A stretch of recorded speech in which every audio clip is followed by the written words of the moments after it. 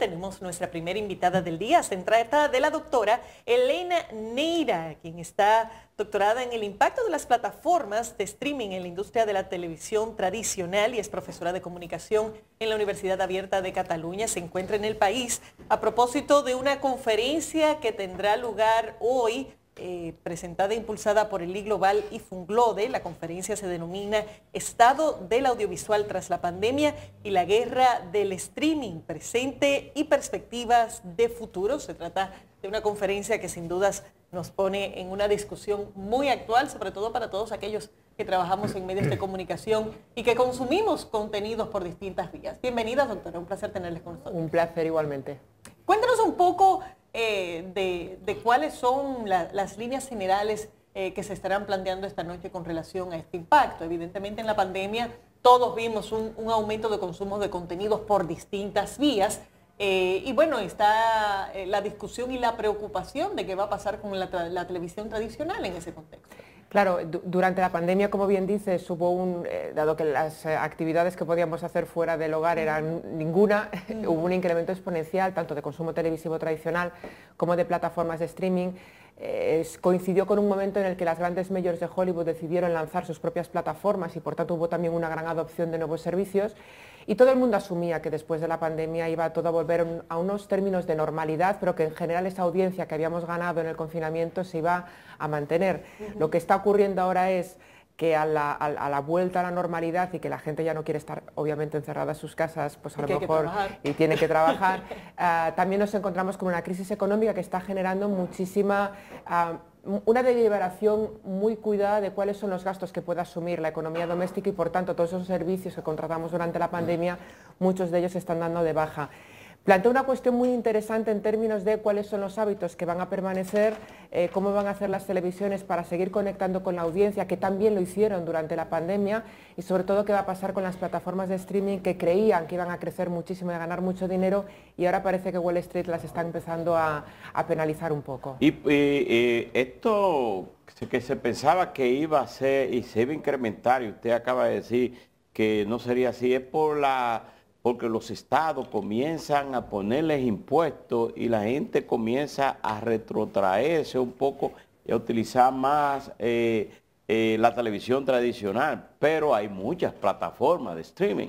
Sí, el crecimiento de las plataformas fue un tanto artificial, eran unas situaciones extraordinarias. También es verdad que crecieron mucho porque las plataformas, que son muy listas y que son multinacionales, llevaron a cabo una política comercial tremendamente agresiva, con muchísimos descuentos, pague 8 meses y lleves el año completo. Eso también contribuyó a que hubiese un crecimiento un tanto artificial.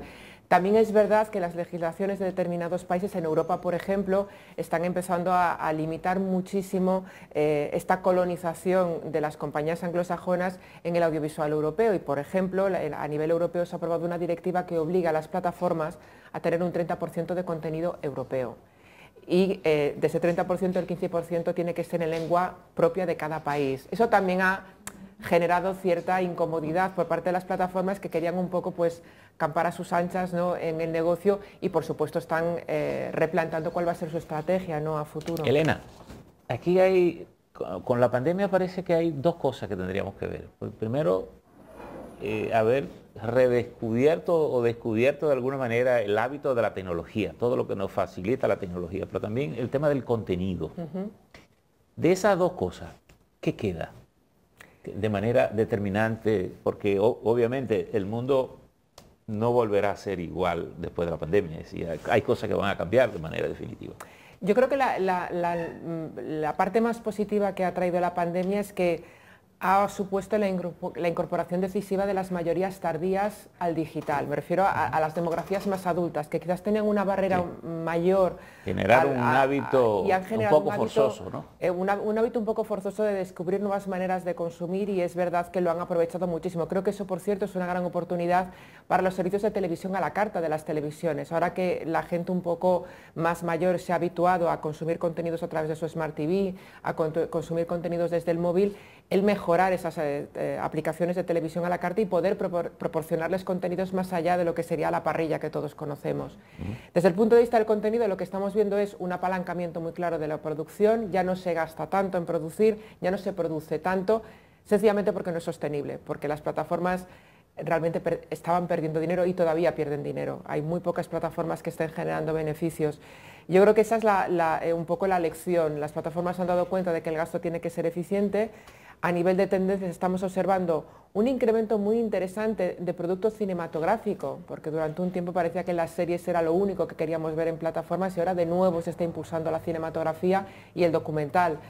Me parece que es un momento también para ser más diversos, para explorar producciones de otras culturas, de otros países. El éxito, por ejemplo, del juego del calamar, que fue un éxito masivo en todo el mundo, demuestra hasta qué punto un producto coreano, que puede estar muy en las antípodas de las preferencias audiovisuales de un espectador occidental, se puede convertir en un éxito sencillamente si se pone delante del espectador. O sea que yo soy optimista en ese sentido. Y en sentido general, porque muchas de estas plataformas apuestan a contenido exclusivo y eso es lo que les da un elemento diferenciador.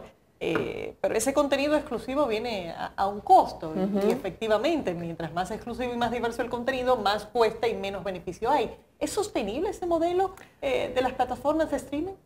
Lo cierto es que no, y Wall Street está empezando a darles un mensaje muy poderoso a las plataformas. Durante un montón de tiempo lo que prefirió fue el crecimiento. Al final el beneficio de una plataforma de suscripción es directo a sus suscriptores, gana dinero con las altas, lo pierde con las bajas. Y en la medida en que las plataformas iban creciendo no se preocupaban tanto por sus beneficios.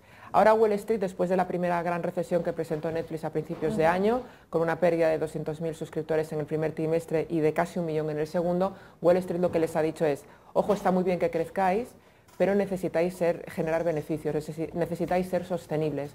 El problema de la exclusividad es, como tú bien dices, elimina el circuito de la venta a otros canales. Es decir, ¿por qué Netflix no puede vender sus series originales, por ejemplo, a una televisión en abierto? Sería un negocio muy rentable, pero durante un montón de tiempo las plataformas fueron muy celosas de que el contenido solo se pudiese ver ahí para generar esa retención que busca la plataforma, que la persona pague el servicio todos los 12 meses del año. Ahora lo que los expertos están planteando es que eventualmente las plataformas tendrán que plantearse licenciar sus contenidos para poder tener una vía de ingresos. Eso por una parte. Y por otra parte estamos viendo cómo las plataformas de suscripción están abrazando los modelos publicitarios, también para incrementar sus beneficios a través de los ingresos de los anunciantes. La pandemia puso al mundo patas arriba, pero también adelantó el uso de la tecnología y que los diferentes países y los ciudadanos aprovecharon bastante bien porque estaban en sus casas. Ahora, eso trajo también como consecuencia una degeneración del uso de esas plataformas y de las redes. ¿Usted cree que hay alguna forma de controlar esto?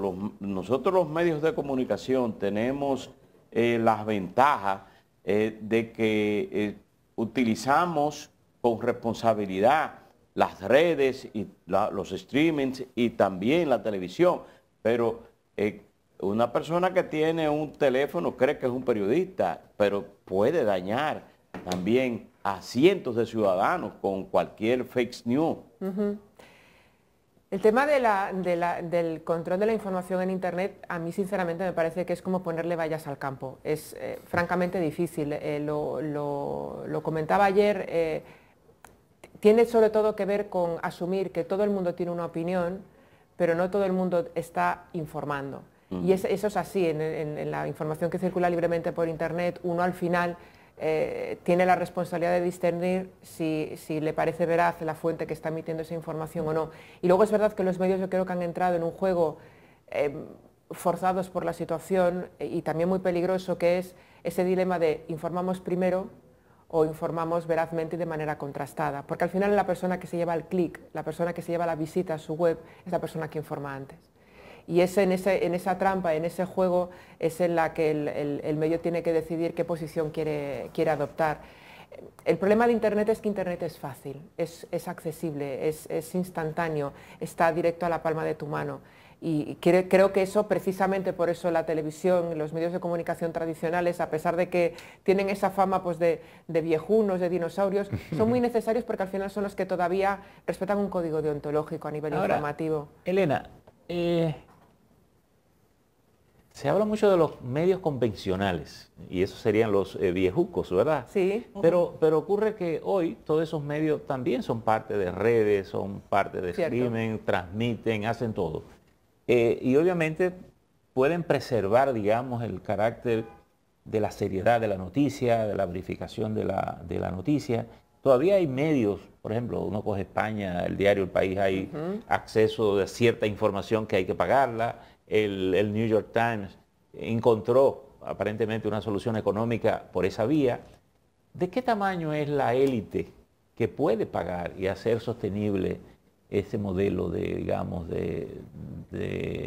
bueno, se puede hablar de streaming, pero habría que hablar de medio, porque hoy yo soy el medio viejuco, el streaming, redes sociales, canal de televisión digital?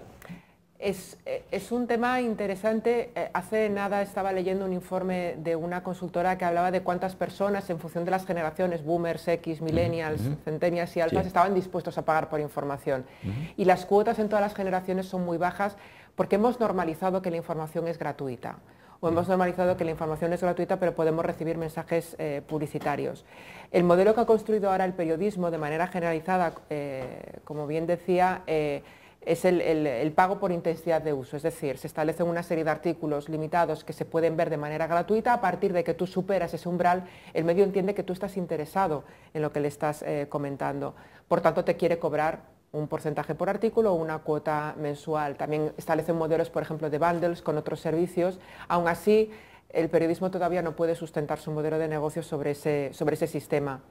Pero yo creo que hay que distinguir, o habría que distinguir una cosa muy clara entre lo puramente informativo y la parte de análisis, que a mí me parece lo más relevante que ahora mismo pueden aportar los medios de comunicación. Yo a un periodista no le pido que me cuente lo que está pasando, porque eso lo puedo saber por muy distintas vías. Lo que le pido a un periodista es que me ayude a entender qué es lo que está pasando, el análisis. Ese análisis no lo puede reemplazar Twitter, no lo puede reemplazar una persona con un móvil por su casa, porque al final un periodista lo que tiene son las claves para entender ese es el desafío de una fotografía más grande. Pero tampoco hay que olvidar, y en esto yo creo que el periodismo tiene que utilizar los medios digitales a su favor, es que ya no hay esa inercia como la había antaño. Ahora veo muchos periódicos y me ha producido muchísima nostalgia, pero ya no hay esa inercia de comprar el diario, de poner el noticiario o de sintonizar la radio. ¿Usted cree que frente a la experiencia del periódico El País, que salió del área física para convertirse en un periódico digital, el New York Times y también USA Today, muchos de esos periódicos que ya están yéndose hacia lo virtual? Se mantienen en físico y virtual. Sí, en virtual y trabajan distintos lenguajes. Por ejemplo, el New York Times está trabajando muchísimo el podcast, que les está resultando tremendamente rentable. En Europa y Latinoamérica, ¿desaparecerán los periódicos? No. A ver, yo creo que la radio, la televisión, la prensa, la muerte de todos estos medios tradicionales ha exagerado muchísimo. Todavía tenemos una parte generacional que es para lo que la prensa es muy importante. Lo que pasa es que es verdad que vamos a caminar hacia los formatos híbridos, pero la prensa, si uno lo piensa con cierta lógica, la prensa es un formato muy sencillo de consumir información. La información en Internet está completamente desestructurada, no está ordenada, mientras que en un periódico todo está ordenado con arreglo a un determinado tipo de patrón. Evidentemente, ¿contra qué no puede luchar un medio impreso? Contra la inmediatez de la información. Volvemos al tema del análisis, es decir, un diario, un noticiario lo que tiene que ofrecer son claves, tiene que ofrecer, creo yo, análisis, tiene que ayudarte a entender la realidad que te rodea. Y en el tema de la televisión, y tenemos que ir cerrando, esa mirada al futuro y una o dos generaciones más adelante, ¿cómo se ve? Yo, por ejemplo, tengo 3 hijos que cuesta mucho que vean televisión en la parrilla normal. Ya están acostumbrados a elegir lo que quieren ver, cuando lo quieren ver, y les cuesta adaptarse a un formato distinto. Y curiosamente, sin embargo, hay programas que consiguen perfectamente concentrar a las personas más jóvenes del hogar delante de la parrilla, precisamente porque les gusta ese concepto del directo, del poder compartir con otras personas, eso que hablamos cuando los que ya tenemos una edad, el water cooler syndrome, cuando íbamos al trabajo y nos poníamos a comentar lo que habíamos visto el día anterior, porque todos estábamos viendo lo mismo. Yo creo que para las televisiones la renovación de audiencias sobre todo pasa por los servicios de televisión a la carta de manera muy importante y sobre todo para seguir reforzando la marca. Al final yo creo que la marca, tanto de la cadena como del programa, significa algo, significa prestigio, significa veracidad. Yo creo que hay que trabajar a ese nivel, pero no podemos asumir que un preadolescente que ahora tiene 12, 13 años, cuando tenga 20 se va a poner en el noticiario por la mañana, probablemente esa información llegue por otro lado, pero si conseguimos conectar con él a través de redes sociales, con servicios de televisión a la carta o mediante programas en parrilla que realmente le llamen su atención, probablemente tengamos una audiencia muy interesante. Y ahí hay un punto, por ejemplo, cuando se piensa en el periódico, la gente lo que piensa es en el papel. Pero el periódico corre digitalmente. Es decir, en ese orden, porque ciertamente cuando te puede estar llegando toda la noticia durante las 24 horas y te llegó y mataron a fulano y secuestraron al otro y hicieron tal cosa, pero el periódico te da un ordenamiento de las prioridades del día. Y profundiza. Te da una profundidad. Una profundidad que para mí y es además fundamental. Te lo brinda digitalmente. Yo diría que los periódicos impresos nunca habían tenido tantos lectores como ahora, solo que no lo hacen a través del papel. Y que el lector de periódico es un tipo de lector que al anunciante le encanta, porque es un tipo de público que se detiene. Que se detiene, que le da su atención, claro. Que evidentemente hay un ratio muy directo entre la clase social de la persona que lee el diario, es decir, ahí los anunciantes, que son al final los que están pagando la broma, que les interesa mucho. Bueno, jóvenes, yo los veo muy entusiasmados. Hay una cosa final, pero hay una cosa final, porque hay una experiencia con la pandemia que el mundo vivió y tal vez la Unión Europea, que tiene 27 estados cohesionados, adoptó algunas políticas. Fue de protección a los medios en medio de la pandemia como una manera de proteger la veracidad de la información. ¿Cómo se puede preservar esa política? El problema de toda la normativa europea es que si no se adopta, se transpone a la legislación de cada Estado miembro, es papel mojado. Es decir, la Unión Europea puede establecer unas directrices, pero en el momento en el que, hasta que no se transpone a la legislación de cada Estado miembro, es muy difícil. Okay. En España hay bastante disparidad en cuanto a la protección de los medios de comunicación y estamos viviendo recortes tremendos en las plantillas, estamos viviendo muchísima precariedad laboral. Y aún así la demanda de la información está ahí. Yo creo que no hay que sustentarse únicamente en las políticas que el gobierno puede hacer para fomentar y promover que la prensa sea lo más plural y lo más diversa posible, sino sobre todo hacer un ejercicio que me parece fundamental de construir audiencias, un trabajo desde la escuela, que es lo que han hecho muchos países. Francia, por ejemplo, es famosa por inculcar muchísimo el consumo de medio tradicional desde que los niños están en el colegio y eso se traduce en unos récords de lectura de diarios, récords de visionado de televisión, récords de asistencia al cine para ver cine francés. Eso al final se trata también desde las bases, ¿no? Desde creando un hábito, desde que la gente es pequeña. Doctora, Elena, muchas gracias. Gracias por estar con nosotros y bueno, esto es solamente algunas pinceladas de lo que se va a tratar esta noche en la conferencia, repito, a las 7 de la noche en Funglode. Gracias a la doctora Elena Neira por estar con nosotros y no se pierdan esta noche ese análisis sobre el impacto de las plataformas de streaming en la industria televisiva tradicional.